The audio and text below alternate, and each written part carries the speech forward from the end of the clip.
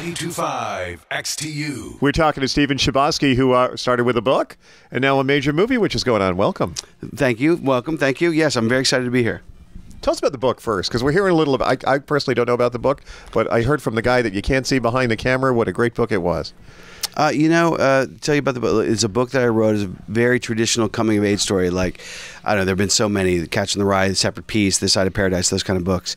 And I wrote it when I was 26, and yeah, and then I published it at 29, and then it took off. It's pretty amazing. How to get it picked up as a publishing deal?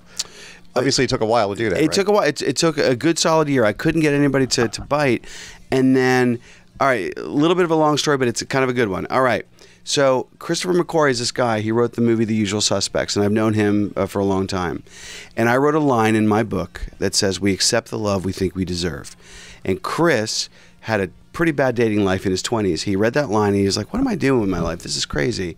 There was a girl that he was always crazy about, but he thought he didn't have a chance.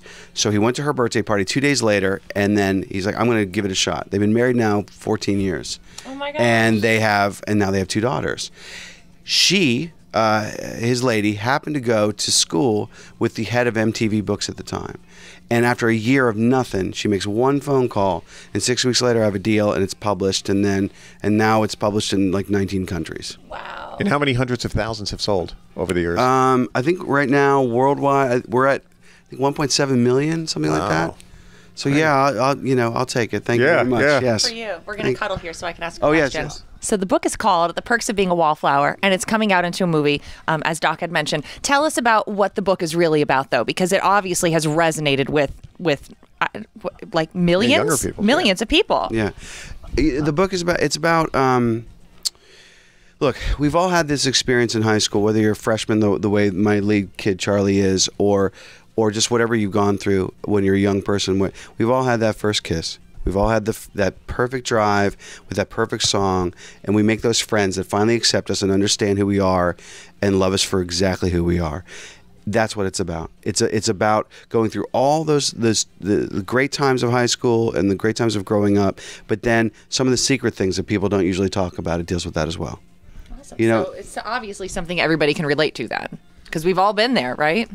Yeah, we've all been there, and and I loved, especially with the movie, I wanted to make something that kids would love because it respects and validates what they're really going through, and at the same time to make it where the parents and the teachers and the older characters in the story are respected as well, and so that they could feel nostalgic about what they went through. And maybe, look, it's just a movie. I'm kind of an idealist, but it's just a movie. I know that. But that maybe a young person and their mom or dad can understand that they have a lot more in common than they thought. What's the era that it takes place? It takes place in the early 90s. I wanted to capture that last bit of innocence before the internet and the cell phone changed communication. Mm-hmm. So what about a soundtrack? Because that's what I'm thinking. I'm thinking like of all the stuff that's available.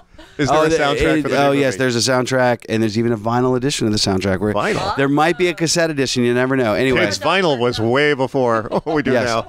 So no, the soundtrack it's unbelievable. We have David Bowie, we have the Smiths, we have Morrissey, XTC, Dexy's Midnight Runners. It's pretty great. That is pretty great.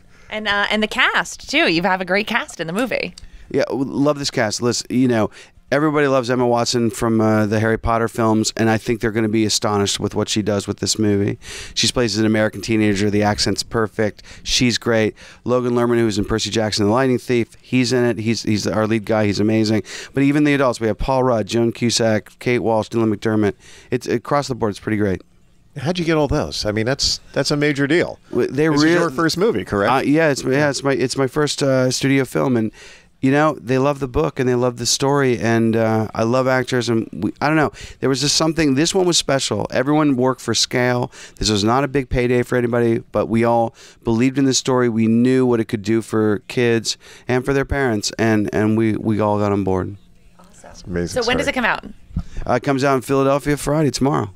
Excellent. Yay. Yay. Awesome. That's all right. Okay, so we have time to quickly read the book very fast, and then we'll all go see it because it sounds like it's amazing. Stephen, congratulations. Thank you very much. I really appreciate being here. Thanks, guys. Thank you.